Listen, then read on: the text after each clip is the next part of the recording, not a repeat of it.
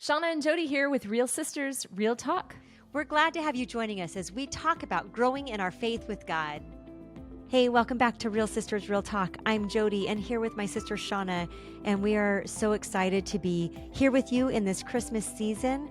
One of the things I wanted to jump in with today was the fact that in an episode right before Thanksgiving, I had shared that I wanted to find a book that I was going to use for my Christmas tradition that I could read with my grandkids kind of moving forward. And I had done that with my kids, but I've had a couple people ask me to share what book I chose. And so I wanted to do that on the front end today. I'm so excited.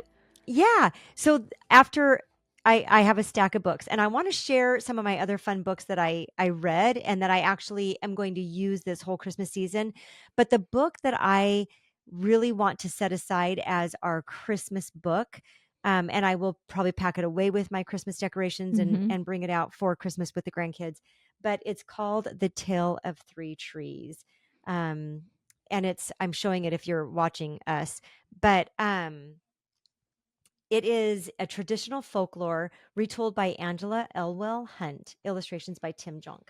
And so it's a wonderful story of these three trees that grow in the forest, and they all have dreams for how they want to be used. And, one wants to, I won't even tell the whole story, but they, point to God and give him glory and be something strong that can carry, just these beautiful dreams, and then what they actually get used for.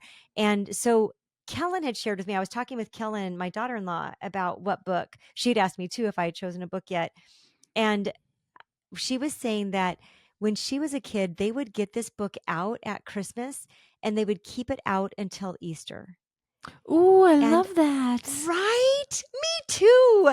And so I'm going to do that, is get it out for Christmas and keep it out until Easter and make that part of our tradition.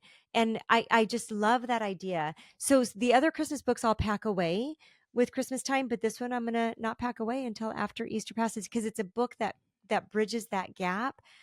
It's the whole thing. And so if you've never heard of the book, I'm just telling you, it's very easy to find. Go on Amazon. We can put a link to in our notes, but it's such a good story.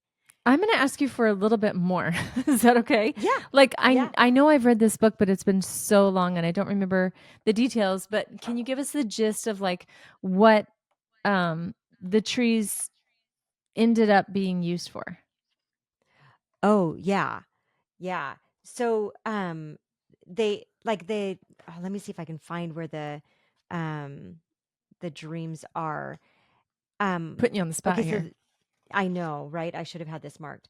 So the first tree says that he wants to be built into something and that he can hold a treasure. And the second tree says, I want to be a strong sailing ship. And the third tree says, I don't want to ever leave the mountaintop because I want to grow strong and tall and I want to point to God. So the first little tree is cut down and he's thrown in a pile and he thinks he's forgotten. And then he gets picked up and starts getting fashioned into a feeding trough and put in a manger. Not Jokes, I'm what he gonna had planned. cry. Oh, no, I'm telling you, not Okay. what he had planned, right? But then Jesus is born, and this baby, he becomes the cradle for this child of God. Like, it's just He so holds the incredible. treasure. And then he holds the treasure. And then the second tree is made into a simple fishing boat, a fishing vessel, and he's out in the lake. He never even makes it to an open sea. He's out in the lake and he carries smelly, stinky, dead fish back and forth while the fishermen fish out of him. And I'm going to get tearful. And then one day, this man steps into his boat and preaches the gospel, and Wow. he calms the storm, and he becomes this incredible boat where Jesus held his ministry through. And then the third tree wanted to stay on the mountaintop, but got chopped down. And it was fashioned into these ugly, splintery planks and thrown in a pile. And then one day, those planks were taken and they were formed into a cross. And Jesus was put on that cross. And he held that tree held our Savior. And so I am telling you, this book is so powerful, and it tells the story of our Messiah, and that's what we need to do. So yeah, tearful I'm here, telling you, crazy. if you're only listening, you're missing out big time because, like, if you could see Jody's facial expressions as she's sharing this, like, I want to be in my jammies under your tree. I want to sit there and have you read the book to me. I love this book. So Oh, you that's can tell why I awesome. chose this book, right? I am passionate about Yes. it. And why you're keeping it out until Easter and making the connection from, the manger to the cross. Like, so Yeah. good. That's So really shout cool. out to Barb Struxma for that one because that was Kellen's childhood. Her mom did that, and I just think what a beautiful, beautiful way to do it. So we're gonna adopt that one in our household I too. love that so much. Okay, so this is not Yeah. my own, but I just heard this morning on my show. Rob West is the president of Kingdom Advisors. He's got a radio show called Faith and Finance Live. But anyway, he's a friend of ours and he's on the show pretty regularly. And today we were talking about Christmas, and he was talking about teaching your children generosity at Christmas time because it's all about what am I going to get and making your list. We've all make a list, a wish list, so we know what you want, and it's all we really teach them to be me focused.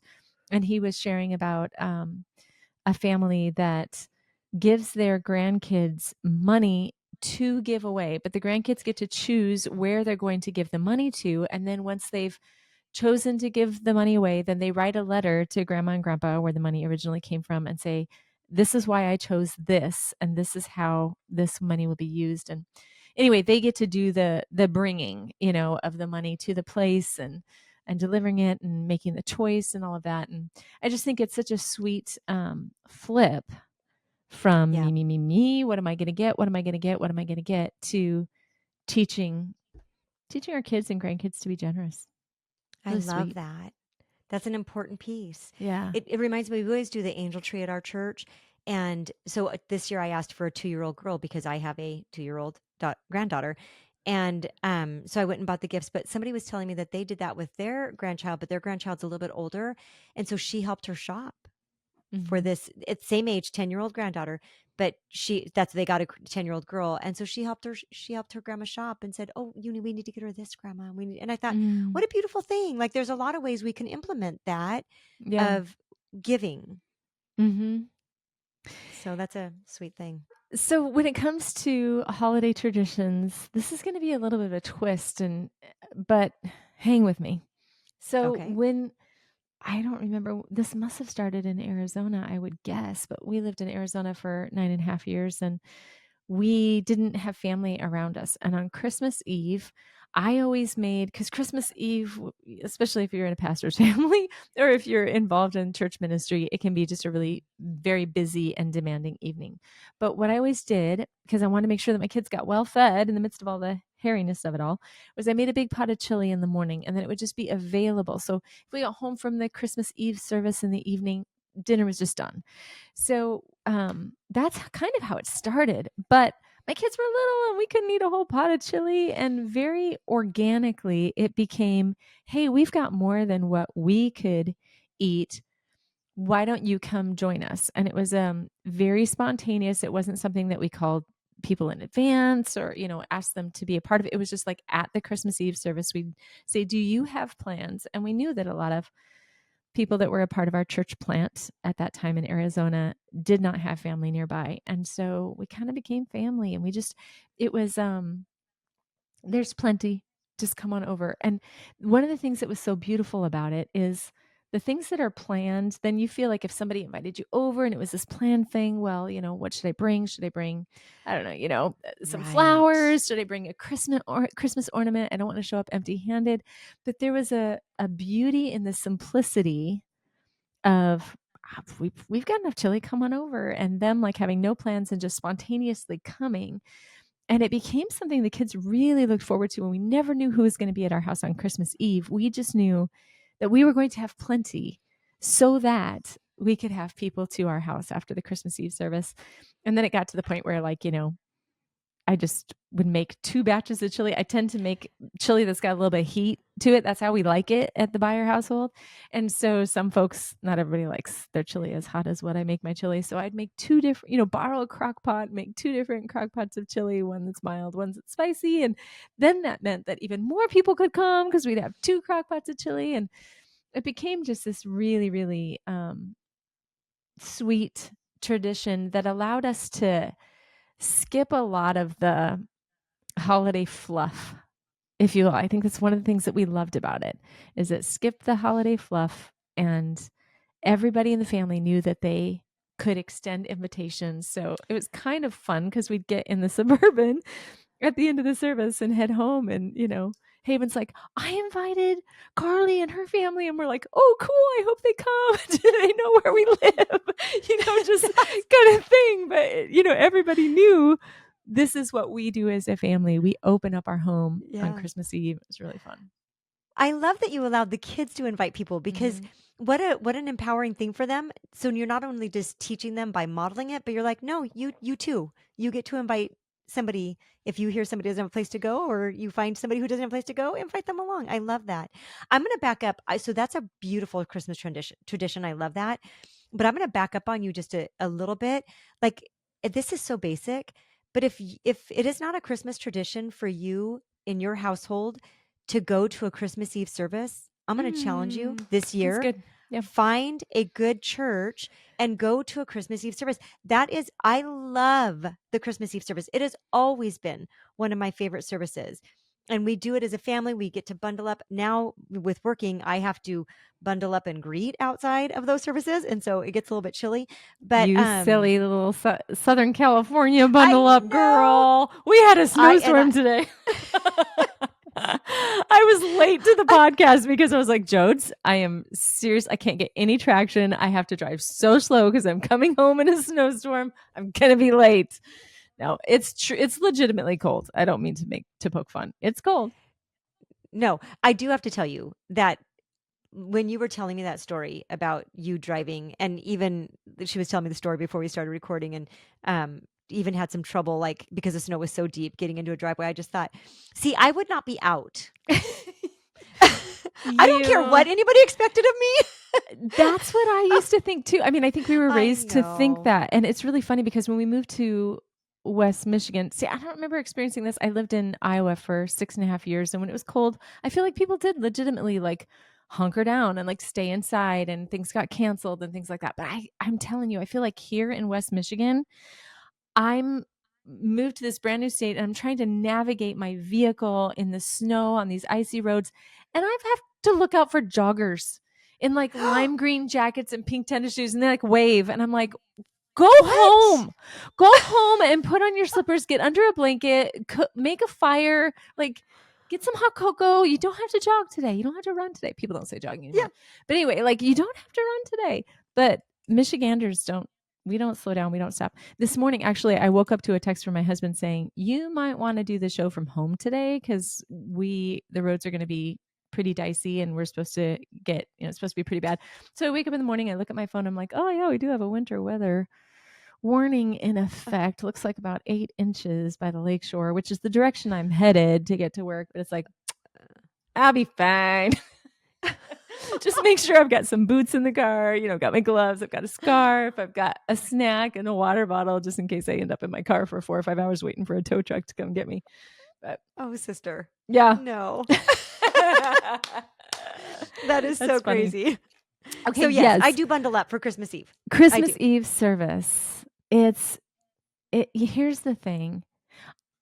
On the Christmas Eve service thing, Christmas is one of the things that we love about Christmas is the joy, the wonderment, the gathering with family, peace on earth. Like it's very picturesque and inviting, right? Yep. But for the holiday season, and we did a whole episode on Hmm. grief, but for a lot of people, the holiday season is really, really hard. And it might not even have to do with grieving or having lost someone. It might be with what you're going through right now. Like there's a relational strain that is just like, it's legitimately hard. And there is a darkness um, relational or emotional darkness during this season. And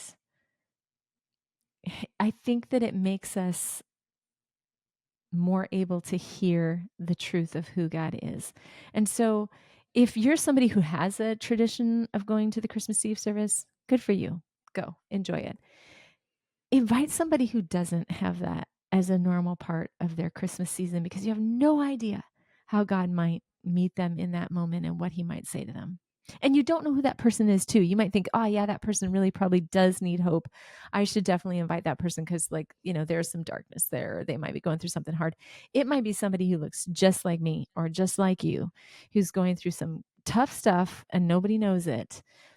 So be generous with invitations to the Christmas Eve service, and even to your table, to chili on Christmas Eve if you want to. Yep, I love that. Be generous with those invitations. And don't just assume that people have plans or that they wouldn't want to come, but invite them. Extend the There's invitation. really no That's harm in them beautiful. saying, "Ah, thanks. We're going over to Jim's," or whatever the case Right. may be. But Yeah.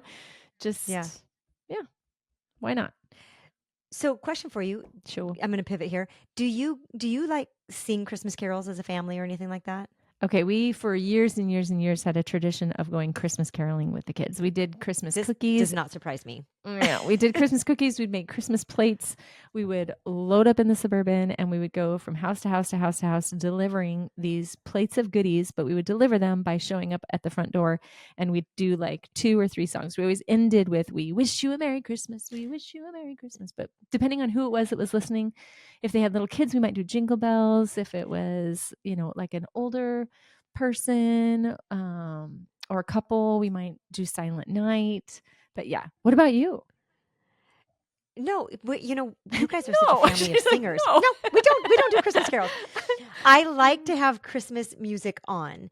So, I do enjoy that. Like even when I'm cooking and stuff, I like to have the Christmas music on. I love the Christmas music in this time of year, and so I will do that. But we're not. Nobody wants me coming to their house singing a Christmas carol. Let me just say that. That's not I true. Make a oh joyful noise. Yeah, right. I we did, because we are musical, we did have some harmonies going on and stuff like that. Yeah, and some rounds, yep and we'd had a lot of fun with it. Yeah. yeah. So yeah, we did not. Well, I mean, we. I can't say we never went Christmas caroling because I believe we did do that when the kids were young, but and brought Christmas plates and stuff like that. And we had Yeah. friends who did that at our house, and that was always so much fun.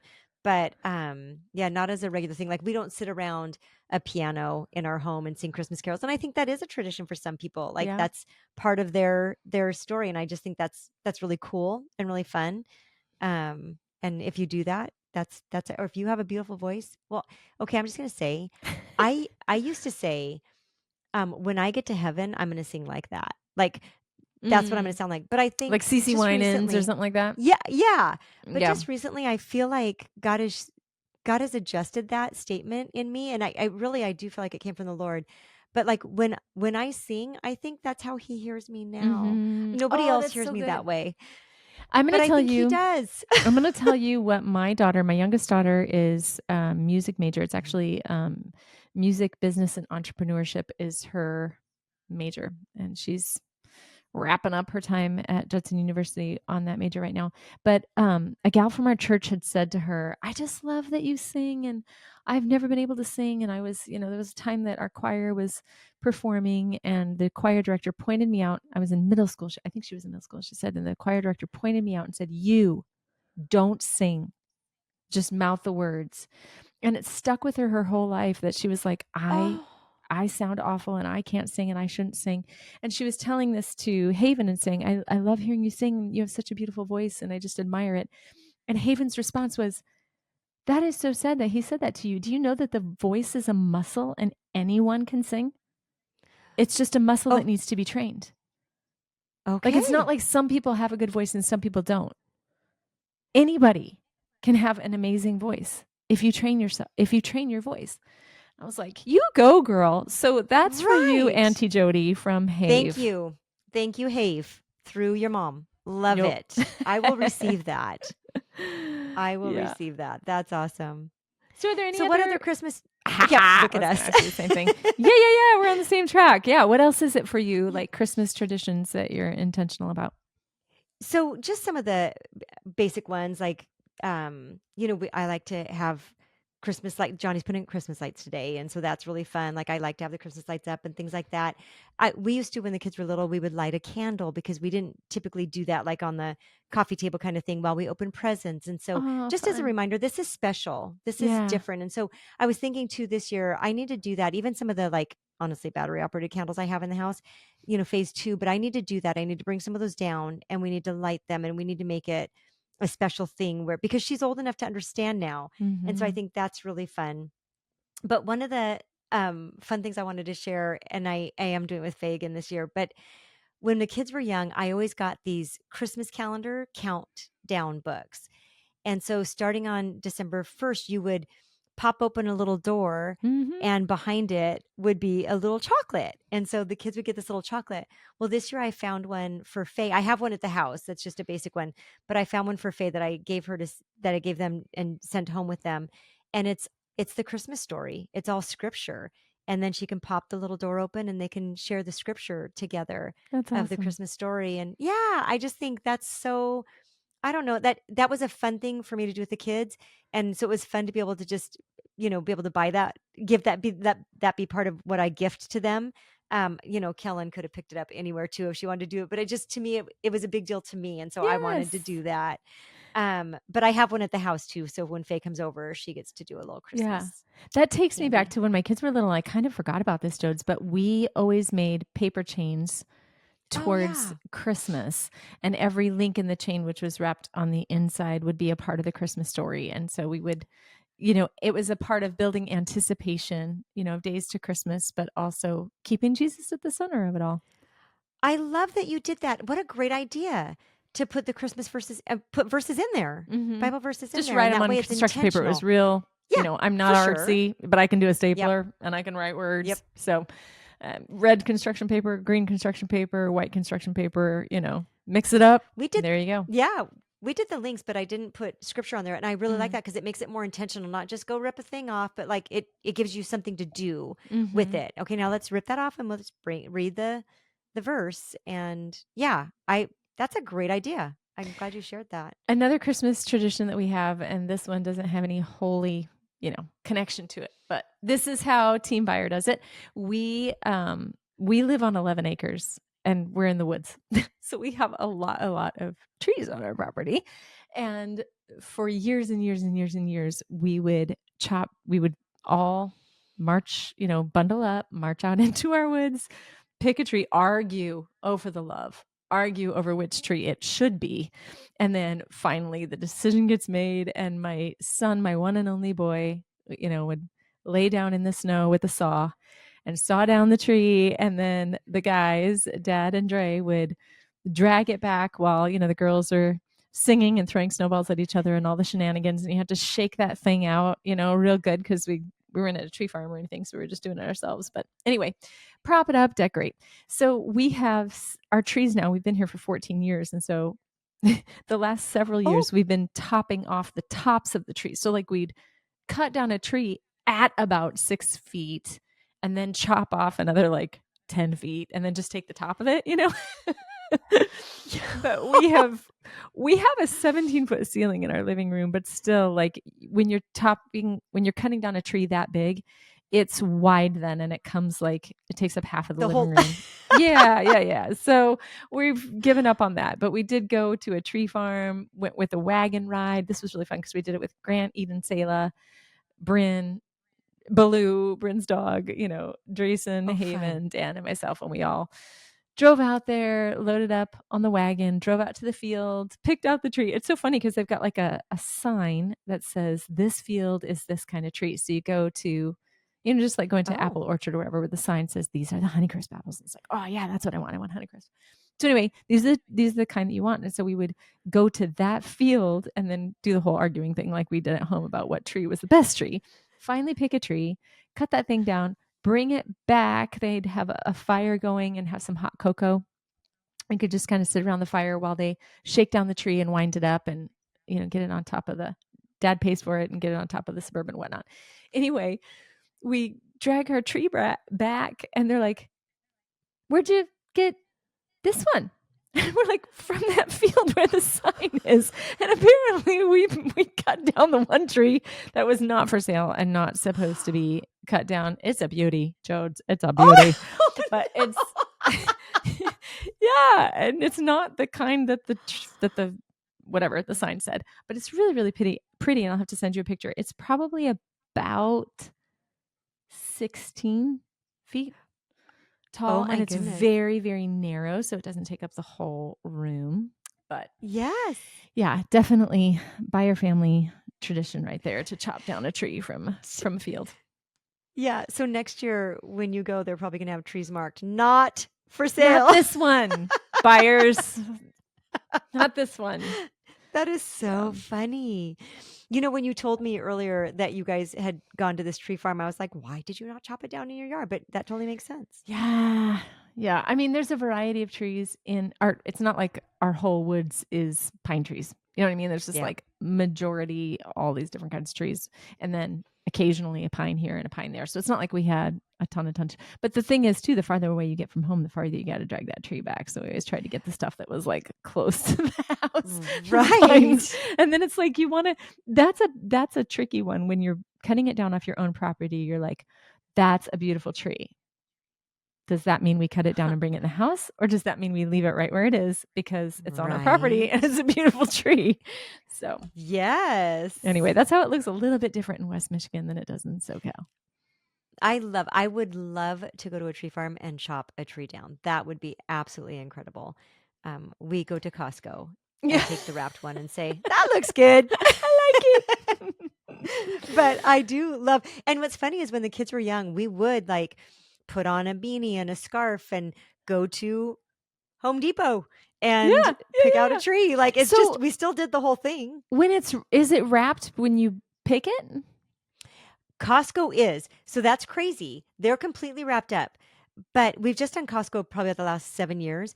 But if you get it home and you don't like it, you can bring it back and they'll give you a different one. Oh, so it'd be a little bit of a pain. But I have never had a tree that I did not love from them. Good to know. Isn't that crazy? So I kind of look to see, is there any kind of dead branches on the bottom or anything like that? So we do some picking. We don't typically take, well, I was going to say we don't typically take the first one. We do often take the first one, but we actually choose 5 or 6 other ones and then go back to the first one. No, we actually like that one. We definitely need to reach out to Costco and make them aware of how often we talk about Costco on this podcast because I feel like we should get something for that. But anyway, no Costco for the win, man. Very fun. So that is very different from West Michigan to Southern California. The experience is different, but still the great same joy. Yes, and all about Jesus. Thank you so much, Jodes. Thanks for sharing with us some of your traditions. I absolutely love that whole book. The 3 trees. That's so good. Yeah. The Tale of 3 Trees. Yep. Okay. Yeah. Cool. And we'll have to put a link in our notes so people can find it easy if you're interested in grabbing it. Awesome. Well, thank you so much for joining us for Real Sisters Real Talk today. It's always just a pleasure to be with you and to talk about the real meaning of Christmas and what Jesus means to us and how we can keep him at the center in the midst of all the crazy. God bless you. Merry Christmas. And remember, we serve a real God and he really loves you.